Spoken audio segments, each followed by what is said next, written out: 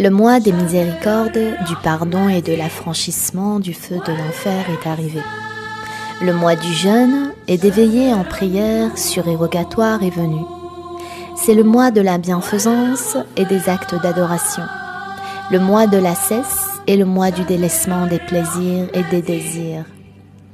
Nous accueillons ce mois béni et dans nos cœurs il y a un attachement à l'au-delà, au détriment du bas monde. Comment n'en serait-il pas ainsi, alors que dans les deux sahih de Al-Bukhari et Muslim, d'après Abu Huraira que Allah l'agrée, que le prophète Muhammad sallallahu alayhi wa sallam a dit ce dont nous comprenons: celui qui accomplit le jeûne du mois de Ramadan par acte de foi et par recherche de la récompense de la part de Dieu, il lui sera pardonné tous ses péchés antérieurs.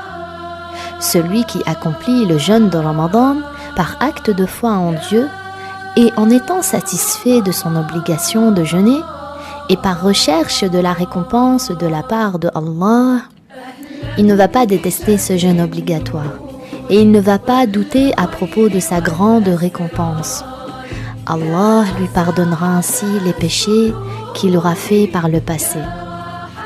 Dans le Sahih de Muslim également, d'après Abu Huraira, le prophète sallallahu alayhi wa sallam a dit ce dont nous comprenons: les 5 prières et la prière du vendredi, à une autre prière du vendredi, et le jeûne de Ramadan jusqu'à le mois de Ramadan suivant, les péchés seront expiés tant que la personne évite les grands péchés.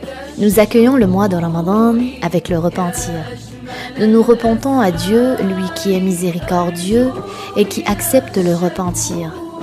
Al-Bukhari a rapporté dans le Sahih Marfou', c'est-à-dire avec une chaîne de transmission qui remonte jusqu'au prophète, qu'il a dit ce dont nous comprenons: celui qui a commis une injustice à son frère, que ce soit en portant atteinte à son honneur ou à ses biens, alors qu'il cherche à se faire pardonner aujourd'hui, avant que ne vienne un jour dans lequel il n'y aura ni dinar ni dirham, c'est-à-dire qu'il ne pourra pas se racheter avec de l'argent ce jour-là. Celui qui a été injuste avec son frère, en lui ennuyant son honneur, en ses biens, qu'il l'avait insulté ou pris ses biens injustement, alors qu'il se fasse excuser avant le jour du jugement.